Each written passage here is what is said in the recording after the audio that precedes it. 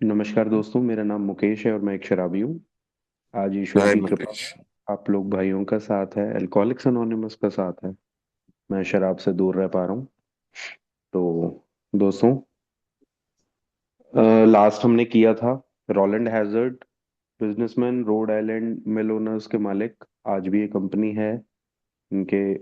जो ये Rowland hazard थे, ये गए थे किसी हेल्प के लिए, और वहां पर शुक्र है कि डॉक्टर कार्ल युंग मिले, क्योंकि वो स्पिरिचुअलिटी को बहुत साथ रखते थे। जब भी शराबियों को, एडिक्ट्स को, जब भी वो उनके साथ काम किया करते थे, कोई भी और डॉक्टर उस समय प्रोफेशनल डिग्री के अलावा काम नहीं करता था।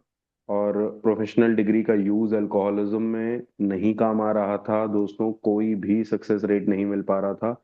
और यहाँ पर रोलैंड हैजर्ड को भी सक्सेस नहीं मिल पाई, लेकिन वो वापस आए, उन्होंने आपत्ति जताई, उन्होंने पूछा कि मैं क्या नहीं कर रहा हूँ, क्या गलती हो रही है मुझसे। और उन्होंने एक डिजाइन फॉर लिविंग, एक सॉल्यूशन भी दिया उनको। और वो सॉल्यूशन लेने के बाद वो आज खुले हैं। उनको कोई जेल में बंद रखने की, कोई पहलवान की जरूरत नहीं है। तो कैसे नहीं है? लास्ट हमने पढ़ा था कि provided he is willing to maintain a certain simple attitude, एक थोड़ा सा, एक जीवन जीने का तरीका और एक अपना रवैया, उन्होंने एक नया तरीके का अपनाया, और वो उसी को अगर अपनाए रखेंगे तो वो कहीं पर भी जा सकते हैं। वो कहीं पर भी कैसे भी रह सकते हैं। उनको अ, बंधन में रहने की जरूरत नहीं है कि शराब से बचने के लिए उनको बंधन में रहना पड़े। ऐसा क्या, क्या किया क्या उन्होंने? ऐसा कौन सा डिजाइन फॉर लिविंग उनको मिल गया था? और डॉक्टर कालियों की तरफ से कौन सा सोल्यूशन उनको मिल गया था? सम ऑफ आर अल्कोहलिक रीडर्स में think they can do without spiritual help. दोस्तों, प्रॉब्लम माइंड एंड बॉडी की है, जो कि दूर होनी है। फर्स्ट ऑफ ऑल इमोशन से, देन इंटरनली। कहाँ से दूर होनी है? सोल से दूर होनी है, स्पिरिचुअलिटी से दूर होनी है। जवाब छुपा है इमोशन एंड सोल में, प्रॉब्लम है mind and body. Let us tell you the rest of the conversation our friend had with this doctor. The doctor said, "You have the mind of a chronic alcoholic. I have never seen one single case recover where that state of mind existed to the extent that it does in you." तेरा alcoholism, तेरा शराबीपन बहुत ही गंभीर रूप ले चुका है, बहुत ही पुराना है। और उस वजह से ऐसे गॉन केसेस में मैंने कोई भी केस को रिकवर होते हुए नहीं देखा। Our friend felt as though the gates of hell had closed on him with a clang. नर्क के दरवाजे खुले और रोलैंड हैजर्ड उसमें घुसा, और फटाक से वो नर्क के दरवाजे बंद हो गए, और अब रोलैंड हैजर्ड कहीं नहीं निकल सकता। ऐसी फीलिंग आई उसे कि सब कुछ खत्म हो चुका। फिर भी बेचारे ने क्या पूछा? He said to the doctor, is there no exception? Doctor साहब, कोई कोई सेकंड थॉट्स तो दो, कुछ तो नेक्स्ट बेस्ट बताओ ना। आपने ये तो बता दिया, लेकिन what is the solution? Problem तो आपने बता दी। Yes, replied the doctor, there is, हैं अपवाद हैं, एक्सेप्शंस हैं। Exceptions to such cases as yours have been occurring since early times. Problem है, गंभीर मनोरोगी है, क्रॉनिक अल्कोहलिक है, लेकिन एक्सेप्शंस भी हैं, कोई ना कोई सोल्यूशन भी है। Here and there, once in a while, alcoholics have had what are called vital spiritual experiences. क्या है दोस्तों ये वाइटल स्पिरिचुअल एक्सपीरियंस? इसका सीधा साधा मतलब आगे की 3-4 लाइनों में वो बताएंगे। To me, these occurrences are phenomena. दोस्तों, अभी फिजिकल क्रेविंग की जब हमने बात की थी डॉक्टर्स ओपिनियन में, तो उसको वो फिनोमेना बोल रहे थे। फिनोमेना क्या होता है? जो एक्सप्लेन कर पाना, डिस्कस कर पाना, उसकी प्रोसेस को देख पाना मुश्किल हो, नामुमकिन हो, उसको हम फिनोमेना बोलते हैं। क्रेविंग का भी फिनोमेना है, क्योंकि उसको हम बारीकियों से देख नहीं सकते कि पहले ऐसा होता है, फिर ऐसा होता है, फिर ऐसा होता है। प्रॉपरली रिपोर्ट नहीं दे सकता कोई, जितना मर्जी कोई कुछ कर ले, इसीलिए उसको फिनोमेना बोला गया। यहां पर वही स्पिरिचुअल एक्सपीरियंस को भी फिनोमेना बोला गया, क्योंकि ये कब, कैसे, किस प्रोसेस से होता है ये कोई भी नहीं बता सकता। They appear to be in the nature of, अब ये डेफिनेशन आ रही है दोस्तों। वाइटल, वाइटल मीन्स जीवनदायिनी, स्पिरिचुअल एक्सपीरियंस आध्यात्मिक अनुभव। सीधी साधी परिभाषा दोस्तों, nature of huge emotional displacement and rearrangement. मेरे इमोशंस को डिस्प्लेस करना है मुझे, जहां पर जो इमोशन बैठा है उसको अपनी जगह से हटाना है, डिस्प्लेस करना, मींस चेंज करनी है उसकी पोजीशन, और रीअरेंज करना है। उसकी पोजीशन चेंज करने के बाद उसको किसी और पोजीशन पे रखना है। चेंज आइडियाज, इमोशंस, एटीट्यूड्स, विचार, भावनाएं, बर्ताव, मेरे बिहेवियर पैटर्न्स, मेरा रवैया, मेरे तौर तरीके, मेरे अंदाज, which were once the guiding force of the lives of these men. जो आइडियाज, जो भावनाएं, जो मेरे बिहेवियर पैटर्न्स थे पहले, अब वो are suddenly cast to one side, अब वो एक साइड किनारे कर दिए जाएंगे, बिल्कुल हटा दिए जाएंगे।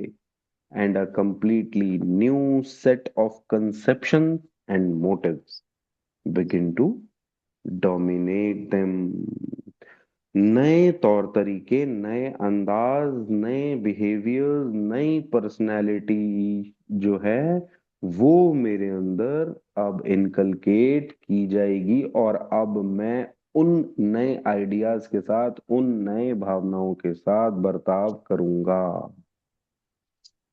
हर चीज को, पुरानी नेगेटिव चीजों को हटाया जाएगा, चेंज किया जाएगा, और उसकी जगह पर अच्छी पॉजिटिव चीजें लेके आई जाएंगी जो कि मेरे बिहेवियर पैटर्न्स के साथ जुड़ी हुई।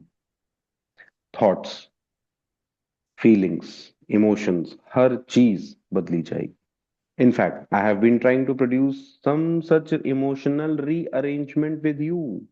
With many individuals, the methods which I employed are successful, but I have never been successful with an alcoholic of your description. तू इतना आगे जा चुका है, तू इतना गॉन केस हो चुका है, तेरे साथ कुछ नहीं कर पा रहा मैं।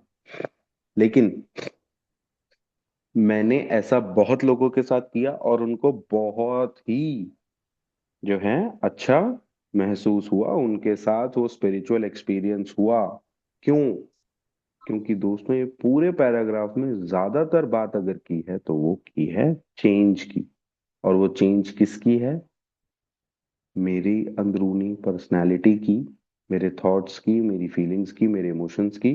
तो basically a profound positive personality change is required from my side, जिससे कि स्पिरिचुअल एक्सपीरियंस होगा। अब कई लोगों को क्या लगता है कि भाई स्पिरिचुअलिटी की जरूरत नहीं है, शराबीपन की प्रॉब्लम है तो स्पिरिचुअल होना और ये सारी बातें करना ऐसा कुछ नहीं है यार, लेट्स कीप इट सिंपल। ठीक है ना? हम स्पिरिचुअलिटी को ज्यादा जोर क्यों देंगे? ठीक है, शराब नहीं पीनी थी, पी नहीं सकते, नहीं पियेंगे। लेकिन दोस्तों शराब छोड़े रखना, अपने अंदर एक बदलाव पॉजिटिव लेके आना। और दूसरी बात, सिर्फ शराब छोड़े रखने से कुछ नहीं होने वाला। क्या मैं खुश हूं शराब छोड़ करके? क्या मैं दूर हूं शराब से? और हैप्पी जॉयस फ्रीडम का एहसास है मुझे? दोस्तों तब जरूरत पड़ती है कि अपने अंदर 1% चेंज भी लेकर के आऊं धीरे धीरे, इमोशनली, मेंटली, तो स्पिरिचुअली मैं ठीक हो सकता हूं। लेकिन एक्चुअली क्या होता है, मैं जब इमोशंस पे बात करता हूं तो धीरे धीरे उस स्पिरिचुअलिटी की परत पे मैं जाता हूं और उसका इलाज होने लगता है, सतह दर सतह। पहले बॉडी, फिर माइंड, फिर इमोशन, और सबसे नीचे है वो इन्नेट इंटेलिजेंस, वो क्रिएटिव इंटेलिजेंस, वो स्पिरिट, वो अंदरूनी आवाज। जो कि उभर करके ठीक आती है जब मैं अपने पैटर्न्स, अपने बिहेवियर्स, अपनी पर्सनालिटी को धीरे धीरे चेंज करना शुरू कर दूं। Upon hearing this, our friend was somewhat relieved, for he reflected that after all, he was a good church member. This hope, however, was destroyed by the doctors telling him that while his religious convictions was very good, in his case, they did not spell the necessary vital spiritual experience. दोस्तों, मैं अपने धर्म के स्थान पर जा सकता हूँ, मैं बोल सकता हूँ कि भगवान है, लेकिन वो फेथ, जिस वर्किंग फेथ की मुझे जरूरत है, वो फेथ नहीं है जरूरी कि मेरे अंदर होगा ही होगा। रिलीजियस होना अलग चीज है, बहुत अच्छी बात है, लेकिन स्पिरिचुअलिटी के नजदीक पहुंचना बहुत दूर की बात है। भगवान को मानना और भगवान की मानना बहुत फर्क है। भगवान मेरी जिंदगी में क्या चाहते हैं, कभी मैंने नहीं सोचा। स्पिरिचुअलिटी मुझे वो चीज से मिलाने की कोशिश करती है। कहीं ना कहीं वो मॉरल साइकोलॉजी देती है, वो स्पिरिचुअलिटी मुझे, कहीं ना कहीं स्पिरिचुअलिटी मुझे ये मजबूर करती है सोचने पर कि एक अवेयरनेस में आऊं, एक कॉन्शियसनेस में आऊं कि मेरे ऊपर एक ईश्वर है जो मेरा पिता है और उसी की वजह से मैं चल।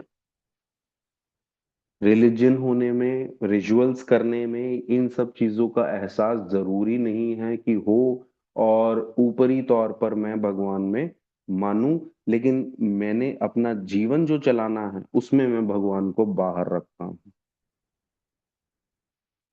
क्योंकि मैं अपना जीवन अपने तरीके से चलाता हूँ, धर्म के स्थानों पर जाता हूँ और फिर उसमें क्या बोलता हूँ, भगवान बस यहीं तक था आपका रोल, अब आगे के लिए मुझसे पंगा मत लो, घर में कैसे करना है, काम धंधे में कैसे करना है, वो मैं देख लूंगा अपने आप सब।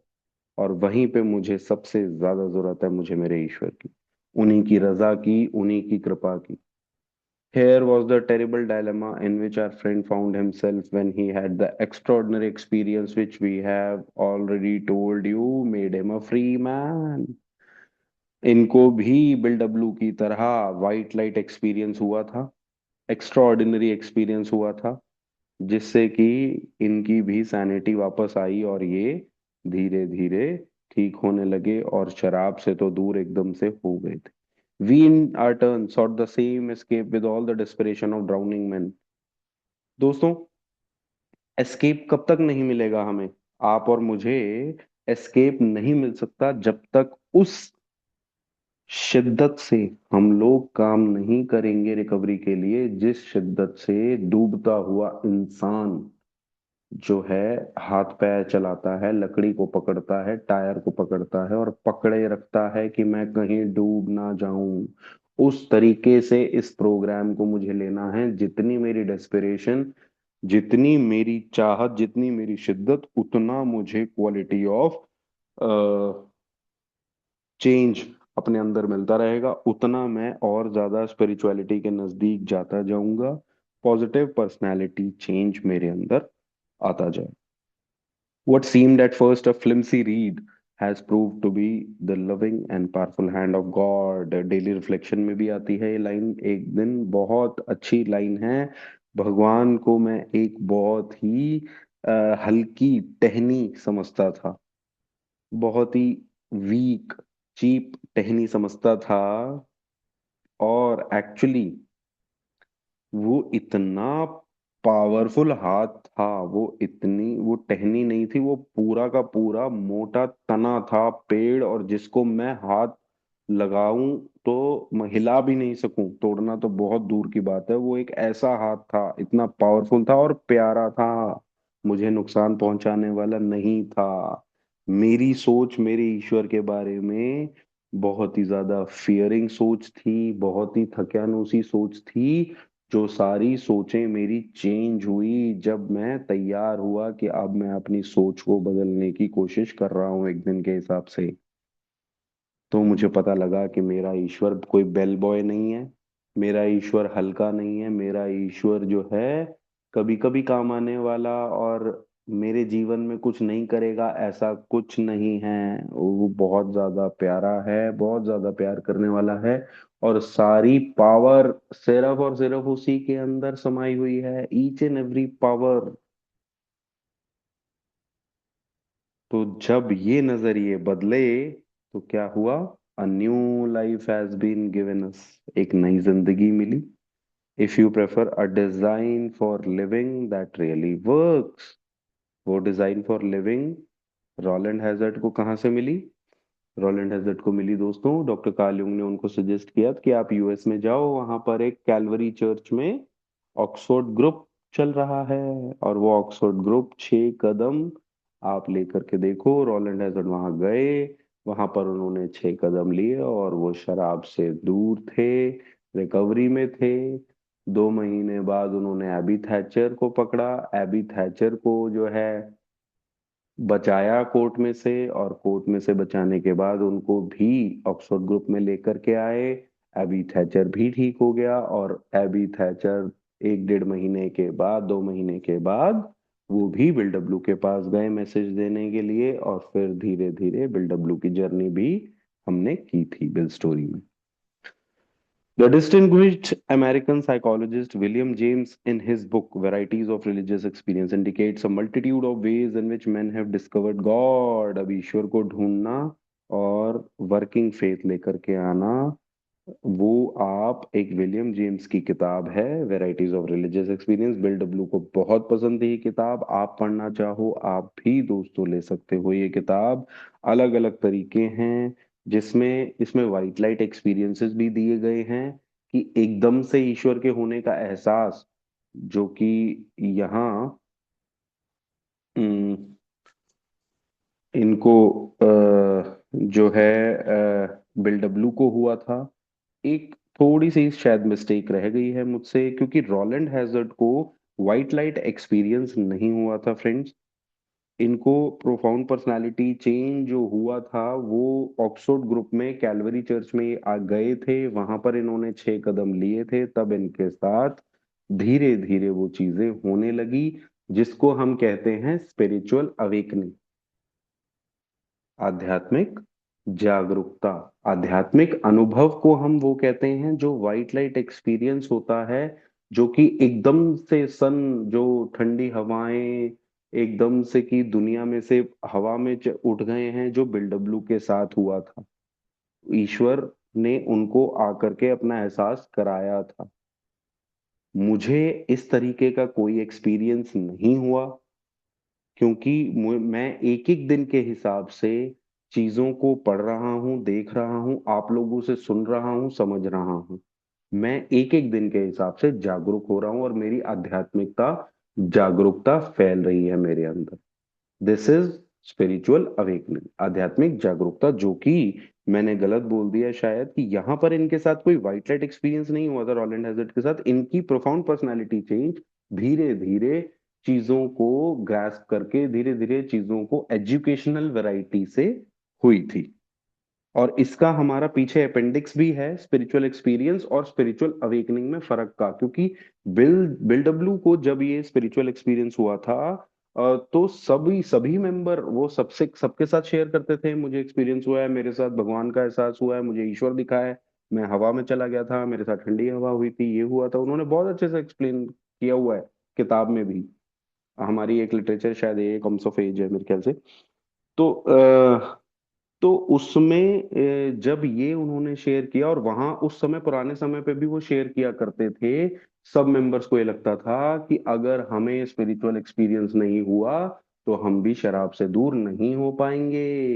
बिल डब्ल्यू ने धीरे धीरे देखा कि ये बहुत गलत बात फैल रही है, और उन्होंने एक अपेंडिक्स 2 इसी बिग बुक में एक एडिशनल किताब में एक 1.5-2 पेज का वो डाला आर्टिकल। और उसमें ये लिखा उन्होंने कि भैया ऐसा जरूरी नहीं है कि आपको आध्यात्मिक अनुभव होगा ही होगा। मैं भी आज आध्यात्मिक अनुभव नहीं है, फिर भी यहाँ शराब से दूर हूं आपके सामने, क्योंकि मेरा जो आध्यात्मिक जागरूकता है वो मेरे को आगे लेकर के जा रही है। मुझे आध्यात्मिक अनुभव नहीं हुआ, लेकिन मैं एक एक दिन के हिसाब से आध्यात्मिकता में जागरूक हो रहा हूँ। आपसे बात की, उसके बाद स्पॉन्सर से बात की, ओल्ड टाइमर से बात की, बिग बुक पढ़ी, डेली रिफ्लेक्शन पढ़ी, एज वेल सीज इट पढ़ी, उसके बाद अपनी जीवन में मुड़ करके देखा कि मैं क्या था, अब कैसे करना है, मुझे क्या नहीं करना चाहिए, what should be done better, my part, मुझे मैंने क्या गलतियां की हैं, ये सारी चीजें मुझे दोस्तों जागरूक बना रही हैं। और जो सेम जागरूकता रोलैंड हैजर्ड के अंदर भी आई। ईश्वर को ढूंढने के बहुत सारे तरीके इस किताब में आपको मिल सकते हैं, और ये दोनों ही तरीके इस किताब में दिए गए हैं। ईश्वर के होने का अकस्मात अनुभव, या फिर ईश्वर के होने का एहसास जो धीरे धीरे मुझे फील होने लगता है, मुझे रियलाइज होने लगता है, by the educational things, by reading, talking with each other, by getting knowledge and practicing that knowledge. We have no desire to convince anyone that there is only one way by which faith can be acquired. कोई एक तरीका नहीं है दोस्तों, आप जहां चाहो जैसे चाहो, खुले द्वार कर दिए हैं। लो, जहां से ईश्वर के लिए कुछ मिलता है आपको, जहां से फेथ मिलता है, श्रद्धा मिलती है आप लोग। If what we have learned and felt and seen means anything at all, it means that all of us, whatever our race, creed, and color, are the children of the living creator with whom we may form a relationship upon simple, understandable terms as soon as we are willing and honest enough to try a very beautiful line. दोस्तों, अगर मैं honest हूं, ईमानदारी के साथ, इच्छुकता, HOW, H for honesty, O for open minded and W for willing. Newcomer कभी भी पूछता है कि यार कैसे आप लोग ठीक हो गए, how you have been away from alcohol and living happy joyous and free, how. तो उस हाउ के अंदर ही उस न्यूकमर का जवाब है कि भैया, अगर तू ऑनेस्टी लेकर आ सकता है अपने अंदर, अगर तू इच्छुकता में आ सकता है, विलिंग है, तो ऑनेस्टी और विलिंगनेस को लगा करके एक काम कर, सबसे पहले अपना दिमाग खोल। जो जो तेरे को गलत लगता है, उन सब को पहले बेनिफिट ऑफ डाउट दे, बेनिफिट ऑफ थॉट दे। उनको एक बारी को सोच कि हो सकता है ये सामने वाले बंदे मुझे गलत लग रहे हों, लेकिन हो सकता है ठीक हूं। हमारी बातों को खुले दिमाग से सोच, समझ, और क्या कर, अगर अभी तक जितना भी कुछ पढ़ा है वो अगर थोड़ा बहुत भी समझ आ रहा है, तो दैट मीन्स अब तुझे अपने ईश्वर के साथ एक संबंध बनाना पड़ेगा, और वो संबंध बहुत इजी है। कोई अग्रीमेंट्स, कोई एफिडेविट्स, कोई रूल्स एंड रेगुलेशंस नहीं साइन करने। सिंपल रिलेशन की ईश्वर मेरा पिता है और मैं उसका बच्चा। That's it. और उनकी रजा में कैसे रहना है मुझे। Thy will be done, not mine. Those having religious affiliations will find here nothing disturbing to their beliefs or ceremonies. जो भी रिलीजियंस हैं दोस्तों, कोई आपत्ति ये किताब नहीं देगी, और ना आज तक दी है। तकरीबन 90 साल हो चुके हैं इस किताब को। There is no friction among us over such matters. We think it no concern of ours, but religious bodies our members identify themselves with as individuals. कहाँ से आए हो, कौन से धर्म से आए हो, आप कैसे प्रार्थना करते हो, आपकी क्या रिचुअल्स हैं, कोई फर्क नहीं पड़ता अल्कोहलिक्स अनोनिमस में। This should be an entirely personal affair. आपकी निजी जिंदगी, आपका निजी मैटर है, which each one decides for himself in the light of past associations और हिज प्रेजेंट चॉइस। आप कहाँ पले बड़े हो, आपकी क्या चॉइस थी पहले की, आप फैमिली की, या फिर आज आपने बदल लिया है अपना धर्म। जो मर्जी आपने ले लिया हो, जैसा मर्जी आप करना चाहो वैसे आप कर सकते हो। Not all of us join religious bodies, but most of us favour such memberships. कर सकते हैं और करना चाहिए भी। In the following chapter there appears an explanation of alcoholism. अब अगला चैप्टर आ रहा है दोस्तों, जिसमें हम अल्कोहलिज्म पर और चर्चा करेंगे, एज वी अंडरस्टैंड इट। फिर एक चैप्टर आएगा दोस्तों एग्नोस्टिक के लिए, अज्ञेयवादी के लिए, जो कि हमें स्टेप 2 में हेल्प करता है। Many who once were in this class are now among our members. जो अज्ञेयवादी थे, जो भगवान में विश्वास तो करते थे, लेकिन ये भगवान उनमें विश्वास नहीं करता, ये जानते थे, उनमें भी चेंज आया, और धीरे धीरे उनको भी ये विश्वास होने लगा कि हाँ, भगवान उनकी जिंदगी में भी काम करेगा। Surprisingly enough we find such convictions no great obstacle to the spiritual experience. नहीं दिक्कत देगा फिर अज्ञेयवादियों को भी स्पिरिचुअलिटी में, स्पिरिचुअल एक्सपीरियंस होने में, या स्पिरिचुअल अवेकनिंग होने में। फर्दर ऑन दोस्तों, ये बहुत ध्यान देने वाली बात है यहाँ पे। Clear cut directions are given showing how we recovered. More about alcoholism आएगा, फिर वी एग्नोस्टिक स्टेप 2 में हेल्प करेगा। उसके बाद हाउ इट वर्क्स में क्लियर कट डायरेक्शंस मिलेंगी कि भैया कैसे रिकवर हुए। हमने ये स्टेप्स प्रैक्टिस किए, लिए अपने जीवन में डेली के हिसाब से, तो हम रिकवर हुए। दीज आर फॉलोड बाय, और एंड में फिर स्टोरीज हैं, जो स्टोरीज एक तरह से मेंबर्स की शेयरिंग्स हैं, जो आप पढ़ सकते हैं। वो शेयरिंग्स, वो उनकी लाइफ स्टोरी, डिजीज और रिकवरी पर उन्होंने जो बातचीतें की है, वो आप पढ़ करके उनसे मैच कर सकते हैं बिल स्टोरी की तरह। Each individual in the personal stories describes in his own language and from his own point of view the way he established his relationship with God. कैसे परेशानियां हुई, कैसे ईश्वर की रजा में आए, कैसे ईश्वर को ढूंढा, और कैसे आगे चलते जा रहे हैं उनकी रजा में। These give a fair cross section of our membership and a clear cut idea of what has actually happened in their lives.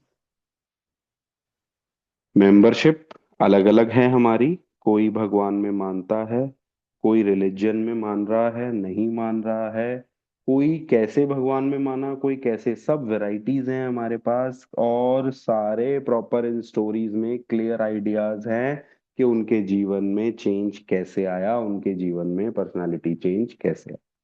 We hope no one will consider these self-revealing accounts in bad taste. Our hope is that many alcoholic men and women desperately in need will see these pages, and we believe that it is only by fully disclosing ourselves and our problems that they will be persuaded to say, yes, I am one of them too. I must have this thing. क्या दोस्तों मैं ये बोल रहा हूं आज? हम जो अभी यहाँ पर अल्कोहलिक्स अनोनिमस में कुछ समय हो गया है, हम अपने बारे में, अपने अतीत के बारे में, जो कि हमारा खजाना है, वो डिस्कस करेंगे, वो शेयर करेंगे, जिससे कि सामने वाले नए आने वाले भाई को जो है आइडेंटिफिकेशन मिलेगी, परसुएशन मिलेगी, और वो, उसको ये ऐसा एहसास होगा कि हाँ यार, ये जो है ना, मैं भी ऐसा ही हूं, और मुझे भी ये वाली रिकवरी चाहिए। दोस्तों, दो क्वेश्चंस मुख्य रूप से आते हैं जो कि न्यूकमर से आप पूछ सकते हैं, कि भाई, जो आपको पूछने की भी जरूरत नहीं है, आई थिंक। आप जब अपने बारे में उसको शेयर करेंगे, जनरली सारी चीजें मुझे हो सकता है ना बता पाऊं, अपनी घुस घुस करके नहीं बतानी, लेकिन मेरी जीवन शैली जो शराब से तुड़ाई थी, वो मैं जैसे ही डिस्कस करनी शुरू करूंगा, मेरे माइंड की थॉट्स प्रोसेसेस कैसे चलता था मेरा दिमाग, और आज भी कैसे चलता है, वो मैं डिस्कस करूंगा, तो वो क्या बोलेगा? हाँ, मैं भी आपकी ही जैसी सोच रखता हूँ, मैं भी आप ही की तरह, मशीनरी, मेरी भी माइंड की मशीनरी ऐसे ही वर्क करती है यार, जो थॉट्स आपको आ रहे हैं वही सेम मुझे आ रहे हैं। ये पहले क्वेश्चन का फिर न्यूकमर का जवाब हो जाएगा। और दूसरा क्वेश्चन, कि क्या मैं रिकवरी के लिए कुछ चाहता हूँ? हाँ जी, मैं बिल्कुल चाहता हूँ। जो आपको मिला है रिकवरी में, वो भी मैं रिकवरी के लिए चाहता हूँ। तो तीसरा क्वेश्चन एक और बच जाता है फिर दोस्तों, मुझे क्या करना होगा? What do I have to do? जो इसी चैप्टर में हमने पहले पढ़ा था। तो दोस्तों, देर इज अ सोल्यूशन है। अल्कोहलिक्स अनोनिमस, वो वाइटल स्पिरिचुअल एक्सपीरियंस जो डॉक्टर कार्ल यूंग ने सॉल्यूशन बताया, अल्कोहलिक्स अनोनिमस उसका मेथड बताता है। वो मेथड आगे हाउ इट वर्क्स में है, लेकिन नॉर्मल रूप से अगर मैं आपको बता दूं, तो अल्कोहलिक्स अनोनिमस दो मेथड्स देता है जी। पहला, प्रोग्राम पावर ऑफ फेलोशिप।